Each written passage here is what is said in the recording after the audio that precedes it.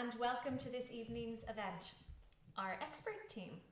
My name is Renee van Medding and I'm the Content and Social Media Manager for Therapie Fertility. I'll be hosting this evening's event and I'm thrilled to be joined here tonight by our Medical Director, Dr. John Kennedy, our Lab Manager, Carol Loescher, and our Deputy Nurse Manager, Niamh O'Shea. And so for the next 40 minutes or so, we're going to be chatting about our various different teams that we have in Therapie Fertility, how those teams work together, and in order to give you the best fertility care possible. We'll be answering all of your fertility questions at the end, or rather, John, Carol, and Niamh will be. So please do send in questions throughout the event if you have any. And finally, before we get started, I'd like to remind you to be please sure you are following us on Instagram, Facebook, and TikTok. So let's get started. John, I'll come to you first. Maybe for those who don't know you, which I'm sure many who don't know you, but maybe just the five people are watching who don't know me. So my name is John Kennedy. I'm the medical director in Therapie Fertility. My background is in obstetrics and gynecology. I qualified as a doctor in 2000. I worked in obstetrics and gynecology through to 2012. And from 2012 onwards, so that's coming up on 10 years now, I've worked exclusively in the field of fertility. We opened Therapie Fertility, it's coming up on a year now. It's our year birthday coming up soon. We're trying to do something a bit different. We're trying to make fertility treatment more affordable and more accessible, and it's all so far going well. Amazing. And Niamh, maybe you could introduce yourself and tell us a little bit about how you came to be at Therapie Fertility. My name is Niamh O'Shea. I'm the Deputy Nurse Manager at Therapie Fertility, and I've worked in fertility for 8 years now. Before that, I was a midwife, and I suppose I worked in midwifery for a few years and felt like I wanted to change, and fertility was something that really interested me. And once I moved, I never looked back. It's a lovely area to work. And Carol, finally we'll come to you. Maybe you could introduce yourself and how you came to be the lab manager and working in the field of embryology. Yeah, so my name's Carol and I am the lab manager here in Therapie Fertility, and I guess realistically I'm a scientist, and this is where a lot of people start off with, but there's so many avenues in science you can go into. So I did start off doing my undergrad in pharmacology and on to do a PhD in genetics, and then after that, I took up a role as a trainee embryologist, which is kind of the pathway into clinical embryology. So since then, I've been in fertility treatment for the last 11, coming up on 12 years, and this is my first. This is role as a lab manager in Therapie Fertility has been very new and exciting. Starting with this clinic from scratch, so that's the walls of the lab to bringing in the equipment, to establishing it, to getting our first patients through to where we are today, which is fantastic. So it's just been an amazing journey at this point. So loving it. And embryology is quite a small field in Ireland, isn't it? It's tiny, yes. I mean, it's growing. And that's, it's small. And I guess, there's certain clinics, and you tend to know most of the people in those clinics.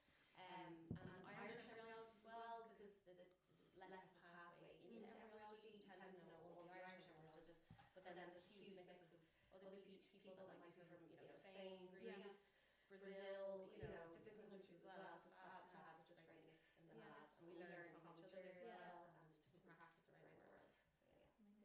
So in terms of the different kind of departments, I suppose, within the clinic, how do they all work together in order to, produce what our patients see? Mostly contentiously, I say that as a joke, and it's the one thing you really want to avoid. I think what's vital, what's great about sitting around here, from my perspective, and from working with Carol, is how vital it is for each of us to have a reasonably strong awareness of what everybody else does. Because, look, fertility medicine, this isn't unique. This happens in every job, in every kind of workplace, I think. But everybody's the hero of their own story, right? Everybody's overworked and underappreciated. So from our perspective, we've got loads of patients, and those patients want to go through cycles, so we just want to put them through cycle. From the lab's perspective, like there has to be limits, there has to be checks. So if you don't have a massive amount of respect for what your colleagues are doing, you're going to overload them, and you're not going to be cognizant of the challenges they're facing. So it really is about communication. That's my take on it. And how do you communicate? Like, do you meet, together daily, weekly? How do you all communicate and make sure that you're kind of all on the same, reading from the same page, essentially? I feel like we're all in constant communication, I suppose. We are, like, we're all linked all the time, and we do have our multidisciplinary team meetings where we discuss all the cases for the week. We plan our theatre procedures, we plan out collections, but then at the same time, everybody's approachable all the time. Everyone's door is always open, that if anyone has queries, questions, wants to run something by somebody, we can do that. So it's nice to work in a team where everybody's on the same page. And in terms of like the doctor's role, and it's exciting because you're now not the only doctor. We now have two, which is exciting. Redundancy. We've doubled. Yes. Which is exciting. It's brilliant. It's brilliant. It's fantastic, and I couldn't say enough good about McGatt. I really couldn't. I was happy to get him on board because I've worked with him for years, but I haven't worked with him for the last, year and a half, 2 years? My God, he is just fantastic. We're cut from the same cloth in terms of our approach to care, which makes it really easy for everybody else, because look, you can ask them, but they've all worked in centres where there might be 2 or 3 different clinicians, and there are 2 or 3 completely different ways of doing things, and God help you if you go with treatment plan A when it was Dr. B. Yes, definitely. I can imagine that'd be really difficult if you're working with people who are not kind of have the same ethos, or and it's not malice, it's just different ways of doing things. But I mean, what we're trying to do when we're trying to be standardized and evidence-based and very clear and simple in our approaches, and there's always a go on people to complexify and to add layers of things, because in an effort to do good, in an effort to be better, the results of that are oftentimes not great. But if one person starts down that pathway and the other person doesn't, you wind up having a split clinic. We don't have that. We won't have that. And I could not be happier. I've always kind of prided myself on being efficient. Very. I am. I'm laughing at that because one of the concerns is when somebody else comes on board, will they be able to stick to the timings? Will they be able to, be efficient and be effective? And totally groundless. Totally groundless. And again, not for me to ask, it's for them to answer. But I can now step off. I can take a break. I don't need to worry about I couldn't be happier. The wheels will keep turning, even if you're not there. This was never. It's not Carol's clinic. It's not Newsland. It's not John's clinic. It's not. The sum of this is much bigger than any one part. This is about working within a framework, working within a system, being flexible and adaptable within that. But having your process flows, and then just building people who believe in that process, and then the sky's the limit. Because otherwise, if Carol's the only person who can do a really good ICSI, if she's not there, everything falls it's a flat. single point of failure. It's a disaster.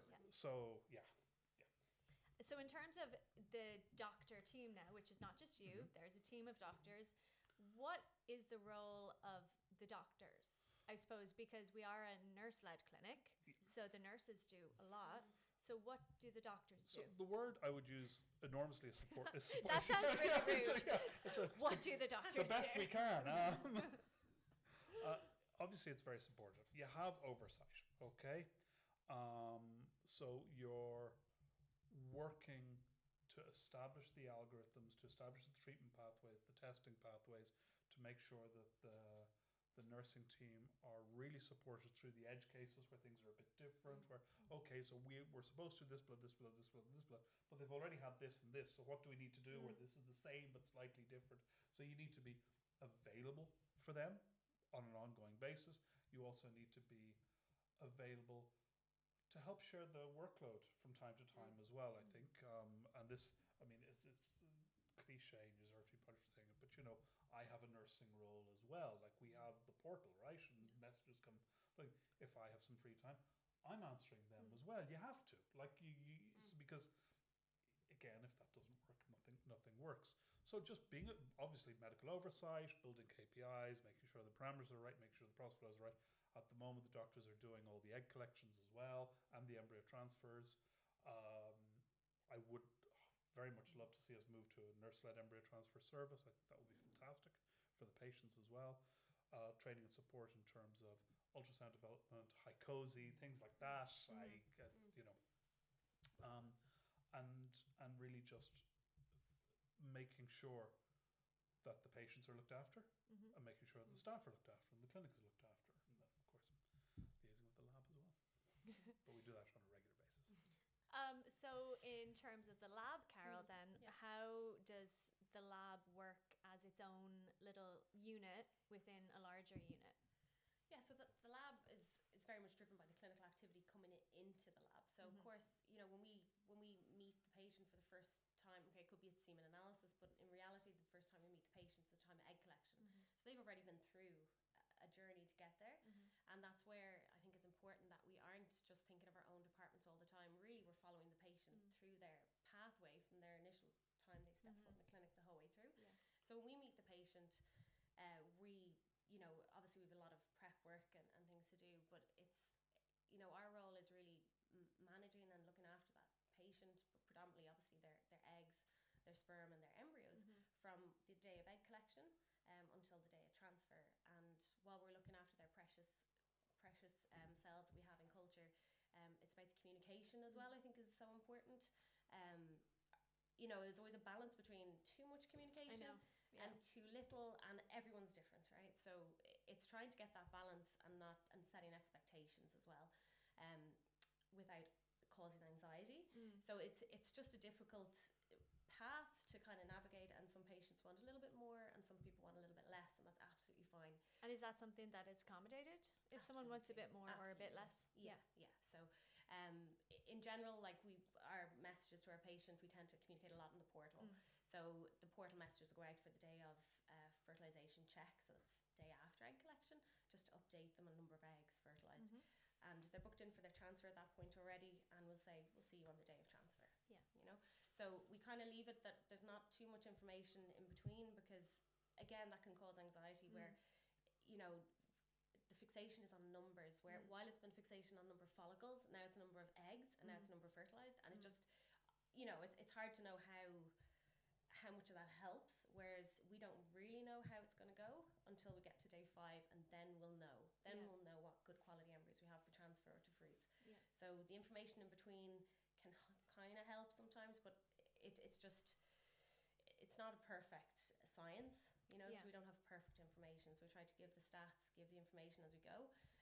But of course, if someone wants more updates or they don't want to know anything, that's absolutely fine. So we have a mix. And then in terms of communicating with patients, is it always on the portal, or do you ever call patients or see them in person? It depends. So it's very flexible. So predominantly it's the portal. But again, if a patient's come back to us with a query and we've answered that and there's another query, we'll pick up the phone. So it just depends, trying to assess the need of that patient. Sometimes a call is so much easier than trying to, you know, you start typing the message, you're like, okay, no, this needs a call. How many times have you said, listen, the only reason I'm ringing is because I started writing and it was just... so sometimes it's just hard to express written down, and so sometimes a phone call, you can just tell a patient needs that little bit of extra, you know, a little bit of personal, you know, phone call kind of eases any concerns. So that's kind of the way we communicate with our patients, and I think, you know, overall we've got good feedback from that, but always open to have more feedback if you know. And then internally with different staff members, I mean, they know where we are because we don't move. So we're in the lab in a box, and we have two glass windows. So everyone can look in at you all the time. They find us.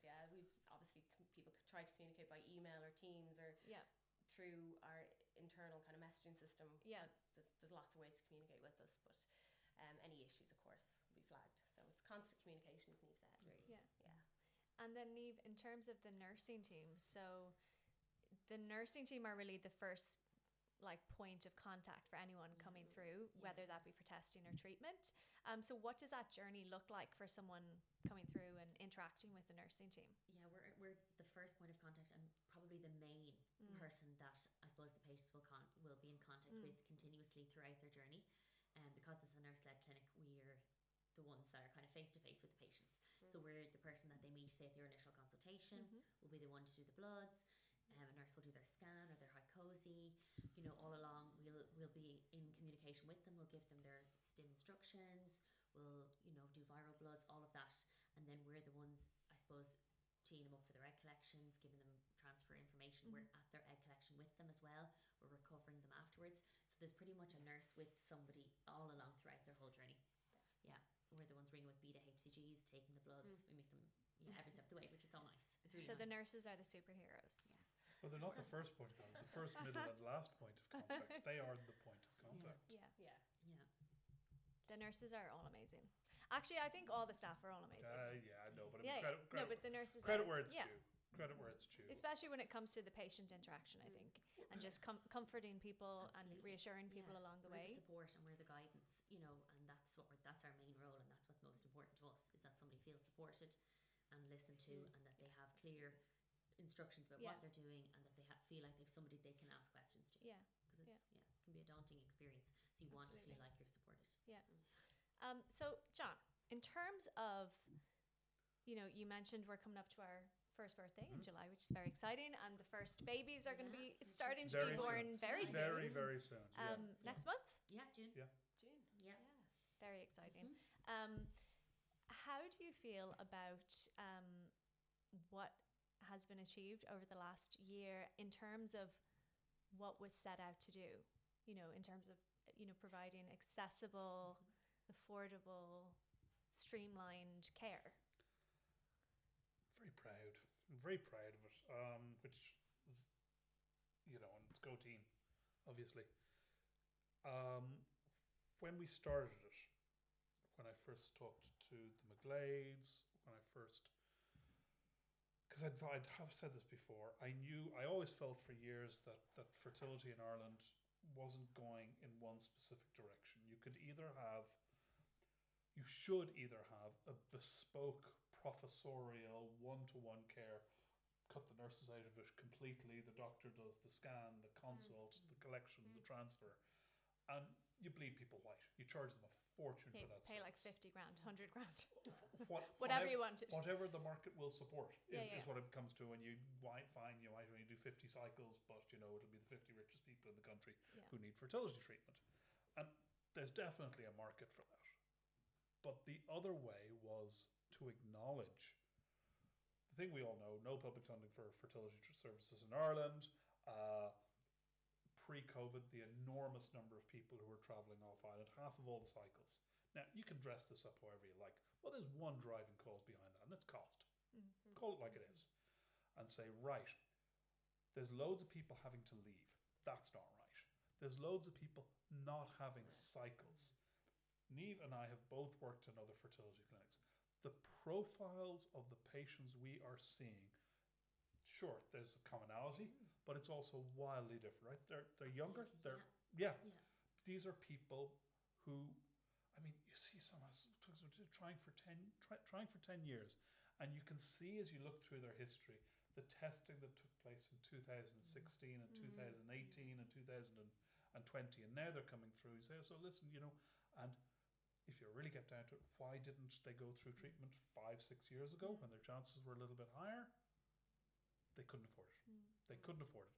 So Ireland was absolutely ripe for somebody to come in and go, fertility treatment is established, it's developed, you can work at slightly lower margins and still keep the lights on. You can look at who's expert in the field and apply efficiencies to that and try to do something new. But whenever you start something new like this, there's always a risk that you're being lied to. There's always concern that it's a Ponzi scheme. Everybody who came on in the early days, and we're all there, right? We were all to a certain extent taking a punt. Will nurse-led consults work, or will patients Demand. demand it? Or maybe, my God, what if the nurses are terrible at it, and these scared, vulnerable people who are coming in with hope be turned away because of some paternalistic or maternalistic impulse that says no, not you, and we'll tell you what to do and won't communicate effectively. So there's huge risk with this. There's no question about that. But it's absolutely delivered in terms of our numbers, in terms of our growth, in terms of what we expected. We're way ahead of where we said we were going to be. Way ahead.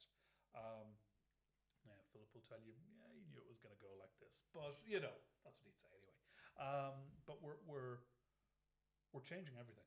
This model that we have will become the norm for fertility clinics in Ireland. No question about it. Everybody else is going to have to play catch up, or there'll be new entrants to the market. That's it. I'm very, very proud of that. I think once you give people autonomy and scope, and I'm thinking particularly of the nurses in this, they knock it out of the park. But that's not new. Nurses have been doing that in loads of other fields in medicine for years, in colposcopy, in cardiology, and psychiatry. There's when you really want to look at who's going to deliver a really high standard of incredibly consistent care, it's nurse specialists. It's all doctors are so erratic, but nurses our nurses are just so much more consistent as a cohort overall. So yeah, very happy. I think everyone is.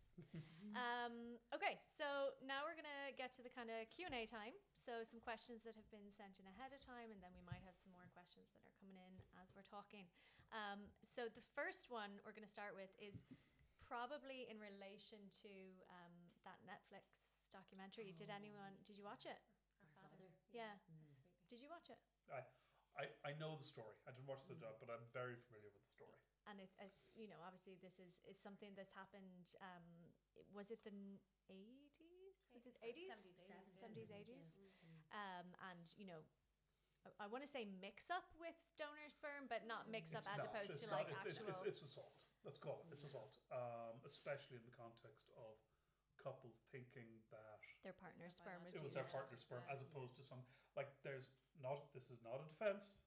This is not a defense, but an anonymous donor. And could the doctor provide his own sperm? No, of course he can't. But you can see the rationale there. Don't agree with it, but you can see it. Yeah. And the stories come out of it in terms of the daughter.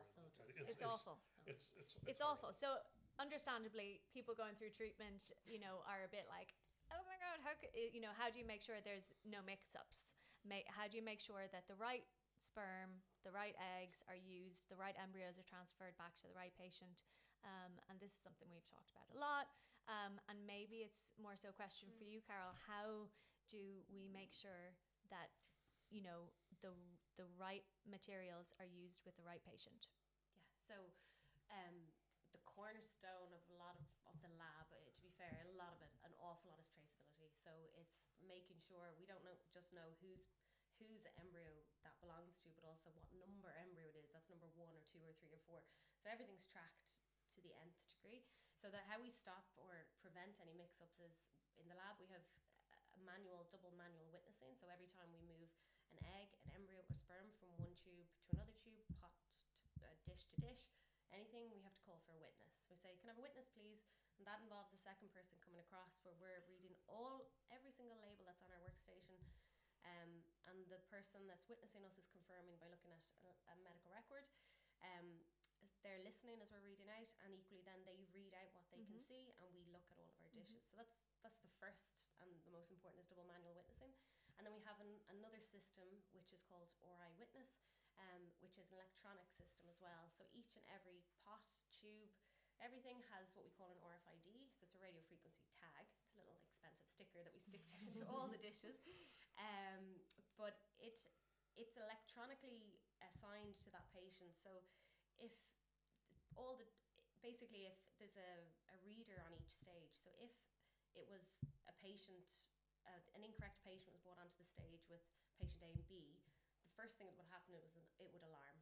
So we have a very early kind of warning signal if that was to alarm. Obviously, that's called a mismatch, and every mismatch is investigated as it is, but they don't even happen that regularly at all, because normally it's just spurious things, like, you know, they weren't really mismatches at all. For the most part, what happens is, you know, we catch anything that was to happen, but it doesn't even happen. Everything's labelled witness. We're so precise. So the lab is very, you know, you could call it tedious, or, you know, like OCD about these things. And I think most people walking into the lab wouldn't believe how many times we call out patients' names and dishes. And for us, it's routine, and we just keep doing it. You know?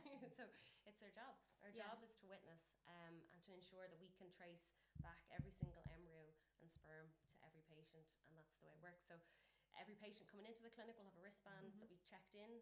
They admitted into theatre, they'll have a wristband which is scanned before any procedure takes place, and that locks down our workstation. So if we bring a dish into that workstation, it'll only be for that patient, but if it was a different dish, it would alarm.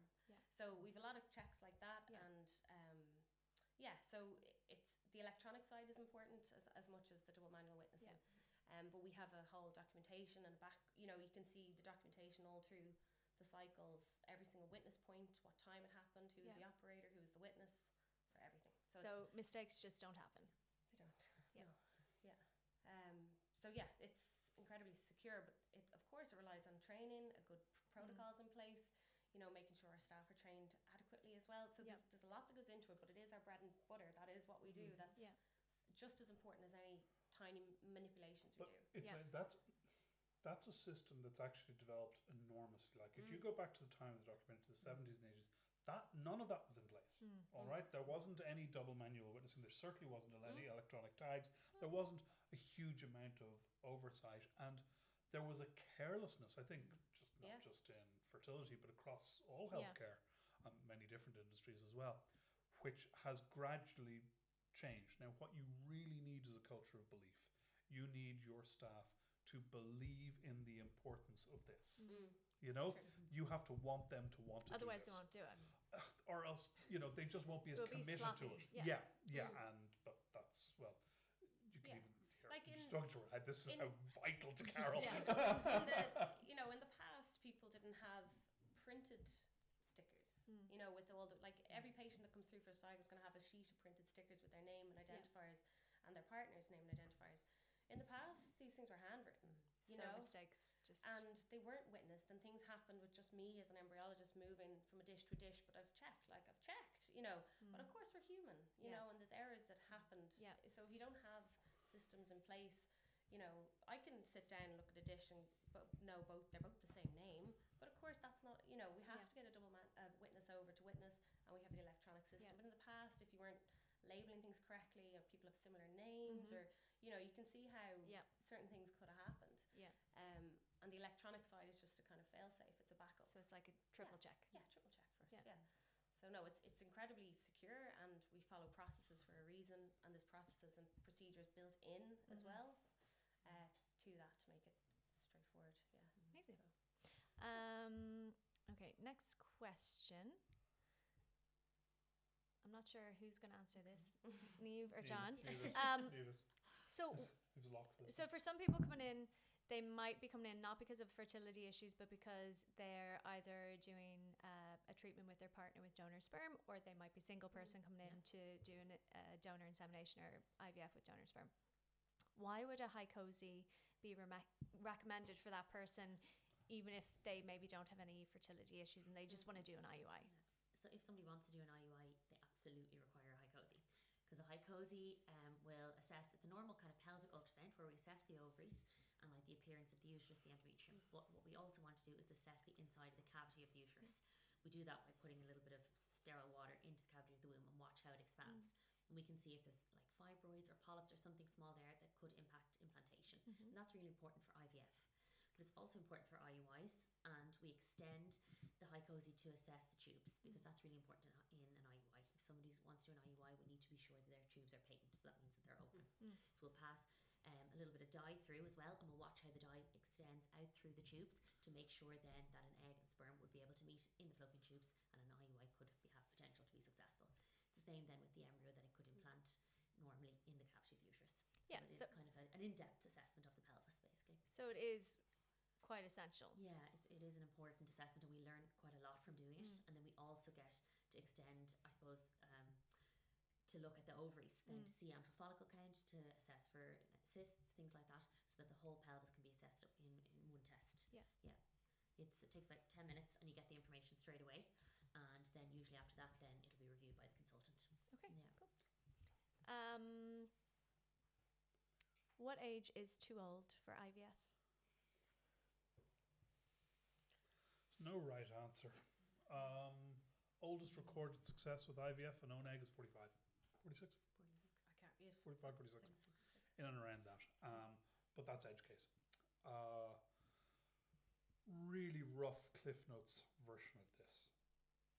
If you're 40, your take-home baby rate, your chance of a live birth with a complete round of IVF, I used to say 20%. I'm becoming a little bit more generous. I'm going 20 to 25 now. Thank you, Carol. When you're 41, more like 15 to 20. When you're 42, more like 12 to 15. When you're 43, you've probably dropped to around 10%. When you're 44, you're at 5. When you're 45, you're at 1 or 2. So it's precipitous. And it's precipitous not as a function of ovarian reserve and number of eggs, although that is a huge factor. It's the risk of miscarriage. The risk of miscarriage goes up by about 10% of the remainder every year after 40, and at 40 it's at 50%. So when you're 45, you're sitting at a pretty much a 92, 94% risk of miscarriage.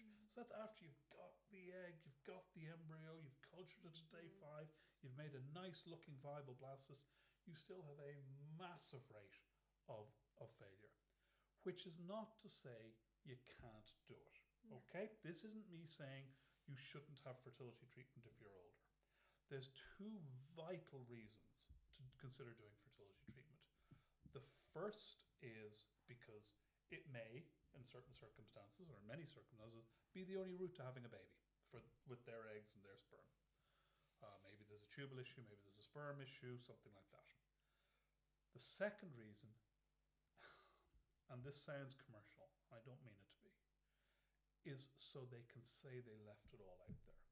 You look at the costs of fertility treatment, the financial, the physical, the emotional, the psychological.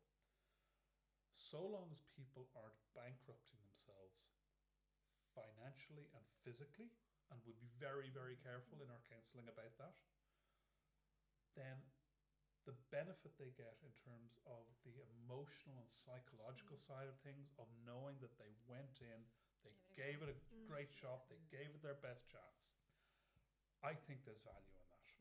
And I know fertility clinics come under a lot of pressure for, oh, you're just preying on vulnerable people. It's not that at all. We have a critical job. The nurses and the doctors who see these patients have a critical job to make sure that these patients understand exactly what 1%, 5%, 10%, 20% actually means. And rather than going, oh, it'll work, it won't, 50-50, give it a shot. Being very, very clear. And you are very blunt and very candid and very clear in those conversations at the front end. So that once they internalize, accept and understand that, whatever they decide to do is the right thing to do. That's the ethos, So you don't say too old, you say you give facts and you colour that with recommendation. Yeah, and then whatever they decide is once they understand, once you think that they're not crazy, Yeah. Which is rare. I like that you say it's rare. I'm looking at you. Is a fresh or frozen embryo transfer more successful? Very similar. So just looking at the stats, so what we will do is if you're scheduled for a transfer on day 5, fresh, some of our patients from the very, very beginning are offset their freeze-all. Okay, so for whatever reason, when their progesterone's too high or for whatever reason, or stimulated a lot, they won't go for fresh transfer, they'll be automatically frozen. All I'd say is don't worry about either or. Okay, whichever is decided is decided. So for fresh transfers, we'll transfer on day 5. If we don't have a blastocyst for transfer, a good quality embryo that's reached the correct stage by day 5, we will freeze that embryo and instead of doing a day 6 transfer. So, and then we have freeze-all. So the success rates between both of those are actually very similar. If anything, I think people are concerned when they have a frozen transfer that there's a risk the embryo might not survive the warming. So we have to freeze or vitrify an embryo and then warm it. Yeah. So our success rates are really good with that. I mean, they're not exactly 100%, but they're Pretty 99.7% survival. So very good chance that the embryo will survive. So I wouldn't worry about that. And our chance of achieving a pregnancy, if anything, they're slightly higher right this moment with our frozen transfer than fresh.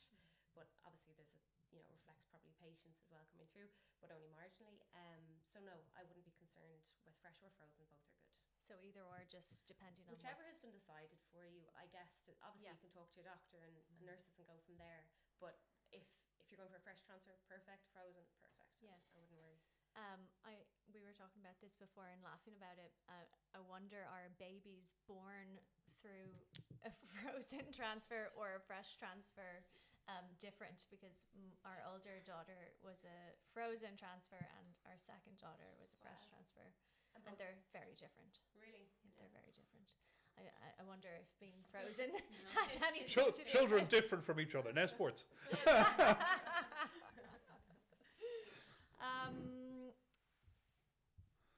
Okay, what can I do to improve my chances of a successful round of treatment? Is there anything I can do? There's not a huge amount people can do. So much is just dependent on ovarian reserve, semen analysis, age, things like that. But I suppose if people are, taking their folic acid, vitamin D, living a healthy lifestyle within reason, regular exercise, just kind of put their best foot forward, getting themselves as ready as possible for treatment, stop smoking, reduce alcohol, things like that are all a really good stepping stone. But there isn't a huge amount people can do that will drastically change their chances, really. So much of it is just, I suppose, nature and things like age and ovarian reserve. Okay. The one we do touch on a little bit is weight. And this is me saying it. Is that if your BMI is very low or your BMI is very high, it is a potentially more correctable factor. Age you can do very little about. AMH, ovarian reserve, you can do very little about. No matter what you read, you can't add eggs, really. Weight, you can do something about. You have to be careful and balance it out with how long is it going to take you to do that. And equally, you don't want to crash your weight. You don't want to yo-yo down. You'll just want to be yo-yoing back up with the best in the world. You want to make small, real, sustainable changes which have your weight trending in the right direction if it's high.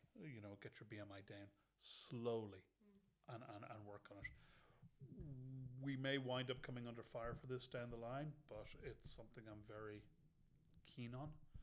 Not to have a BMI limit as such. There are risks that go up as weight goes up. There are difficulties and challenges in terms of accessing eggs, doing transfers, doing our procedures, and the risks of those procedures do go up a little bit as well. You use less sedation, you use lower dosages, which makes the procedure potentially more uncomfortable. So there's a lot of hurdles, but it's not our risk. It's the patient's risk. It's not our reward, it's the patient's reward. So our job, again, is educate and support. And we're all very familiar with this. Go away and lose 30 pounds and then come back and we'll do fertility treatment. It's really just not helpful horrific. at all. And like if you're faced with someone who's coming to you for help and they've already probably been through the mill and being told that is exactly probably going to have the opposite effect and just not be helpful at all. And sometimes that's the first question our patient coordinators get asked on the phone. The first question a patient do you have a cutoff? Do you have a cutoff for BMI? And it's so arbitrary as well to have a cutoff because BMI, we all know the pitfalls of it. You could have someone who's like an athlete, whose BMI is, higher than exactly. Okay. Can I move sperm to the clinic if I want to transfer to Therapie Fertility? Who's this for? Me, probably. So if we're transferring sperm, I guess it just, you need to have a chat with a nurse first, and we just kind of understand things. Sometimes it could be frozen, the partner's frozen sperm, or it could be donor sperm. So they're two different types of sperm. Donor sperm, it needs to come from the ESB, European Sperm Bank, for us to be able to accept it, because we've got one donor sperm clinic on our license. So if it is donor sperm, then it needs to come from ESB Bank and be suitable for use in Ireland. So it's just to make sure that they've signed that consent. And if it's a partner's sperm sample, absolutely. But again, it's best that it kind of goes through a nurse and doctor first, just before we ship anything in. But yeah, we can do that. Okay, great. Do you want to add something, Jen? Well, I think we absolutely accept sperm, surgically retrieved, transferred under the circumstantial causes. We also accept eggs. We still aren't and haven't throughout since opening accepting embryos from other clinics. The logic behind that is that the patient has worked really hard to make those embryos. We aren't pretending to add a whole bunch of bells and whistles and extra stuff that we don't believe in, be it scratch, be it era, be it interlipids, what have you, the whole pile of noise out there. So we're not doing any of that anyway. So we don't perceive there is particularly an advantage in that patient moving their embryos to us for us to do what we would consider to be a relatively straightforward transfer cycle. And the fastest and best thing that patient can do, given that they've taken time and effort to make those embryos, do a transfer in their clinic. If it works, boulabus more, off you go, you're in the clear. If it doesn't work, come to us. We will apply an efficient, effective and affordable cycle and give you a great chance of success. That's the goal anyway. So the juice just isn't worth the squeeze. Moving eggs I can understand, and moving sperm I can understand, because oftentimes these have been very, very hard to come by, and there's still a pile of work that has to be done with them. And with the best will in the world, I tell you, what's the linchpin of a good fertility clinic? It's not me. It's her. It's them. So that's the advantage. I can see a tangible advantage in for the patient. I believe that to be true. I'm going to say that anyway, but I do believe it to be true. So that's why I think that's a worthwhile endeavour for them. Okay. And I guess as well, just to add, there is a cost of shipping Yes. samples to us, which I think it's just a hard one sometimes for patients to swallow that cost. So there's not only takes a lot of paperwork just to receive a sample. There's a lot of boxes we need to tick to be able to receive a sample, no matter what type of sample it is. So there's an administration kind of charge on that. The clinics sending the samples are likely going to charge as well, and then there's the courier charge. So this is the only thing that the courier's handling that day is moving the sample across, whether it be across Dublin or from Galway to Dublin or whatever. That's what they're doing. So there's a courier charge as well. So that can add up to considerable enough charge. And then there's the delay in how long that takes to actually organise as well between clinics. So it's just factors to think of. Like that can take 6, 8, 12 weeks. Yeah, it's not just as easy as make a phone call and it gets. It is, and that can be taxied over, frustrating as well. And I can understand why it is frustrating for patients when they want to get going. Sure. So it's just something to bear in mind if you're considering doing that. Okay. A question that's come in, which is nice. 16 weeks pregnant, thanks to Therapie Fertility. It was our 4th attempt at ICSI and the first with Therapie Fertility. Still in disbelief. Should be looking good. So have 10 frozen embryos and just wondering, for future transfers, can we request Dr. Kennedy? And it was going so well. Look, the core of this, I'm going to be really honest here, is never to overpromise and underdeliver. There are days that I am not there. As we expand and we get busy, this goes back to the point I was making earlier about building something that is completely separate from me or from Niamh or from Carol or from anybody else that is just team-based. So the short answer to the question is no. Being completely honest. The slightly longer answer is you don't need me to do your transfer. You don't. What you need is to go to a centre where everybody's on the same page, where KPIs are being looked at constantly, where anybody who's falling below a certain threshold is getting pulled off the rotation and retrained and watched and monitored. And you want to build something. The best person to do your transfer is the person who's getting really good success rates, who's doing transfers all day long. They're really good at it, and it's something we see a lot happen, especially as the white hairs start to come in a bit more. And it's a little different now because we're growing and we're all so busy, but certainly in my previous job, I was doing less and less and less, and I was doing fewer transfers, and it was just the edge cases. It was the difficult one. It was the one who was requesting me. It was call for help. And my success rate started to dip a little bit. Not much, thank you, because I'm competitive. But you need to be doing this stuff regularly. You just do. So the further we grow and scale, ultimately what I would love to see happen, we're well away from this, is making sure the people who are providing expert care are supported and trained and have oversight, both good and bad. You're being watched, for the good of the patients. So no. But good news, that patient doesn't need me to do their transfer. They genuinely don't, Yeah. So. And congratulations. Absolutely. This one is a comment, not a question. I had a consultation last week and I was so nervous. As soon as I walked in, I felt so comfortable and grateful, and the staff are fantastic. And I'll be back in June with my partner for a few tests. Excellent. Yeah, that's nice to hear. Do you do a PRP procedure for diminished egg reserve for someone who doesn't want donor eggs? We don't. So PRP is platelet-rich plasma. It's where you take a sample of plasma from a patient, you spin it down to very dense foreign platelets, and you give that infusion. You can either give it directly into the ovaries, or you can just give it as an infusion as well, I think. But a lot of it's given directly into the ovaries. Controversial is the word I would use.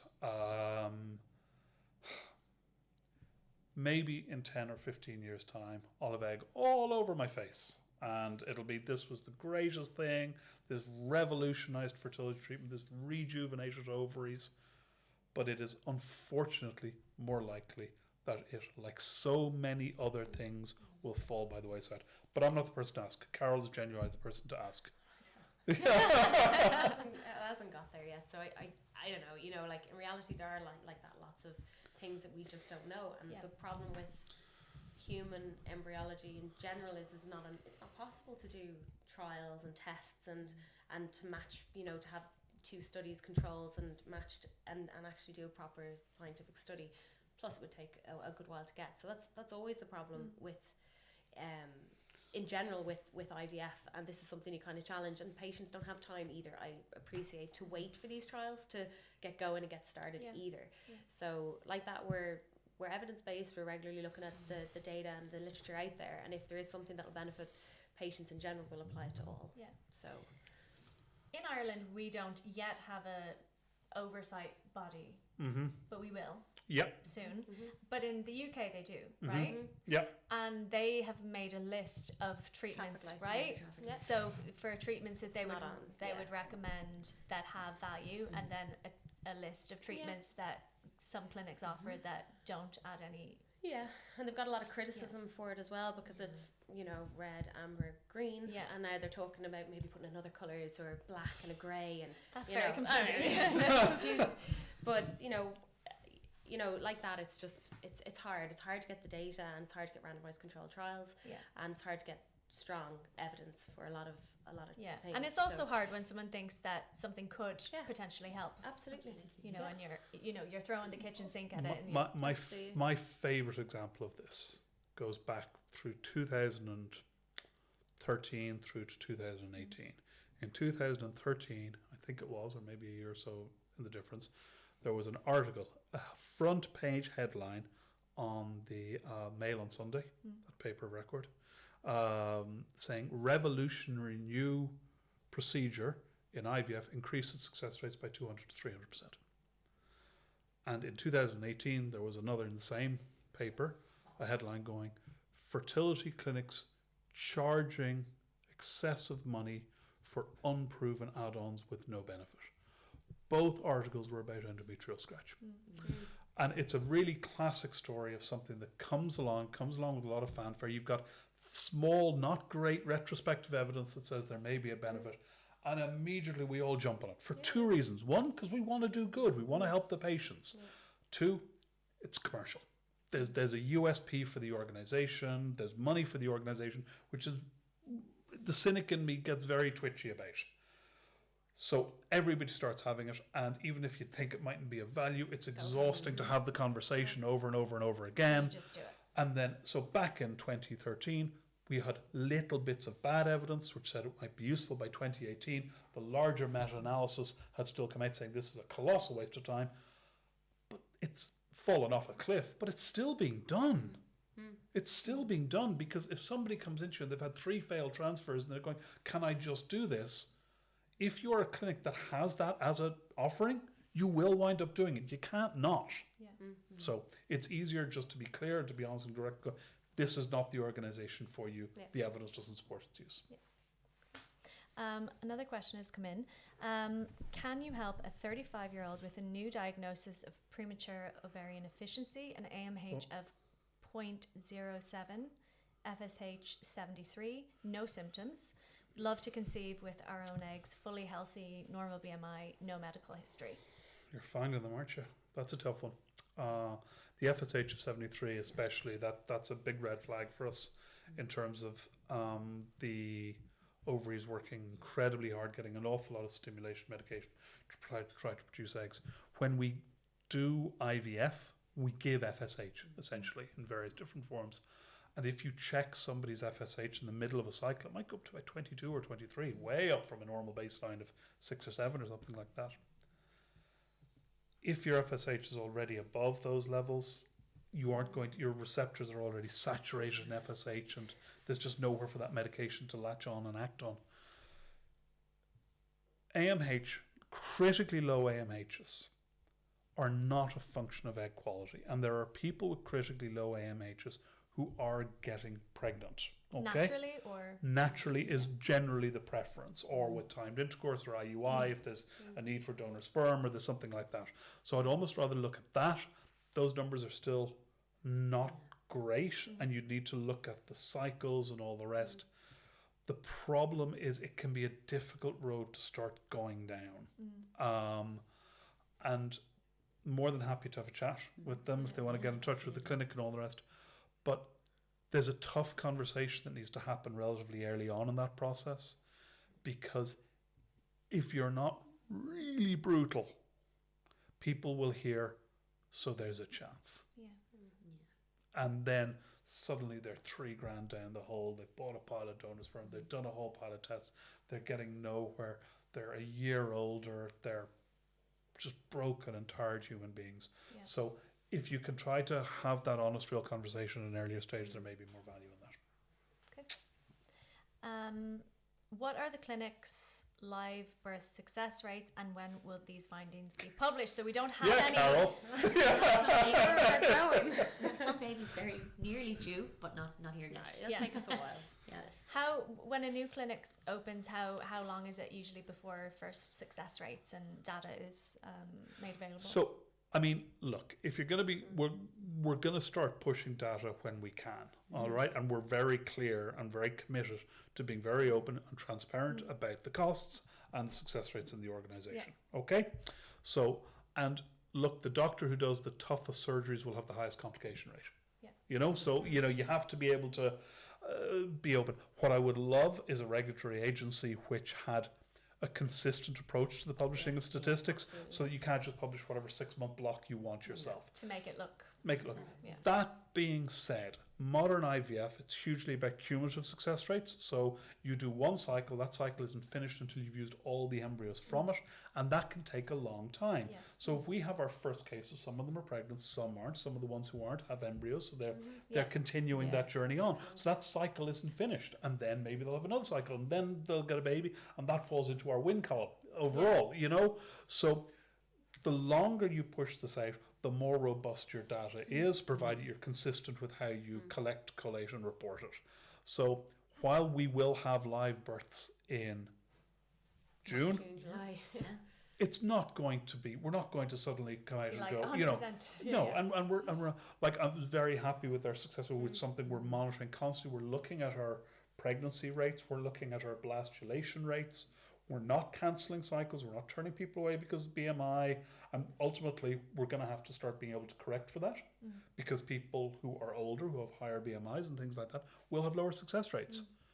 I'm not going to not treat them, you know, because of that. I'm going, but you need to be clear and consistent. Publishing your success rates should not be an advertorial. Okay? That's not what you should be doing it for.